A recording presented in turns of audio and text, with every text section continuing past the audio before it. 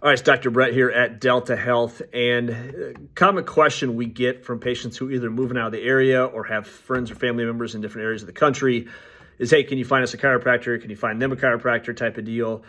Unfortunately, it's not as easy as just like looking something up, and I would call the yellow page. We don't use the yellow page anymore, but on Google or somewhere online because you just don't know a lot. So I always encourage people to call and ask a few questions. And I thought it'd be helpful. Again, what are those questions? What do you ask for? Because it can help kind of narrow things down and get you to the right spot a lot easier and not make some mistakes that you may regret. So first things first, I always tell people, like, ask if they do an exam. Like, do you do an exam when people come in?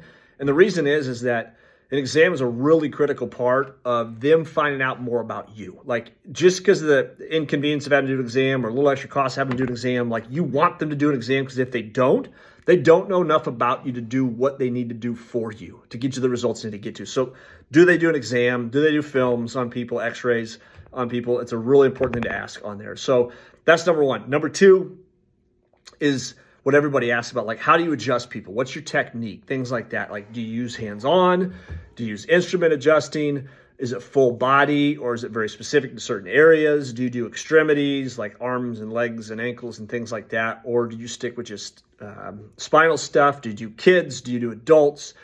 Ask these questions, because again, you don't want somebody who's going to fit a round peg in a square hole type of deal. They've got to be able to adapt to what you've got going on. Asking some of those questions will give you a better idea in regards to what they're saying. If they say, you know what, this is the only thing I do, it's the only way I do it, I'd be a little bit nervous, because it may not fit you on there. Not saying they need to change to adapt to it, but at the same time, they may try to force you down a path that may not be the right fit. Or they may be great and say, you know what, get you in there, go through an evaluation on you. And they're like, you know what, you'd be a better fit with somebody who does X on there. But asking those questions helps kind of get you through some of that stuff to begin with on there.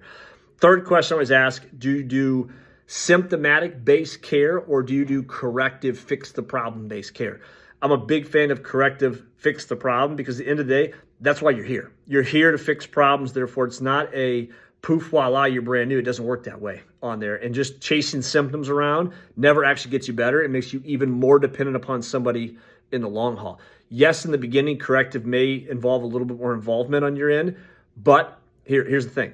You want to fix the problem and not be there all the time down the road, which means you got to do the work on the front end versus just, I hurt now, do this, hurt now, come back when it hurts type of thing, and never fixes the problem. So that's the third question, is symptomatic versus corrective based. And last question is, and this is just good to understand going in, are you insurance based? Do you take out-of-pocket payments? How do you do this? Do you work with monthly stuff? Do you work per visit? What insurance companies do you work with? What do you not work with? Like, ask that question now, because here's the thing, like, they don't know what to tell you on the front end. If you ask the question now and say, you know what, I'm used to using insurance. Here's what insurance I have. Do you participate with that?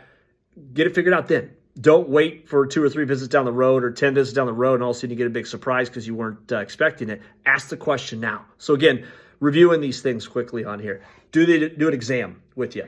The exam is a good thing to do. How do they adjust people? What's your technique? What's your approach with that? Hands-on, instruments. Do you adapt based upon what the person needs? Questions like that. Thirdly on there, are you corrective based or are you symptomatic based? It's a big thing in terms of their philosophy. And lastly, insurance versus cash out-of-pocket payments on there. There are 4 questions you probably should know when you start at a chiropractor's office, because it's going to dictate how things are moving forward.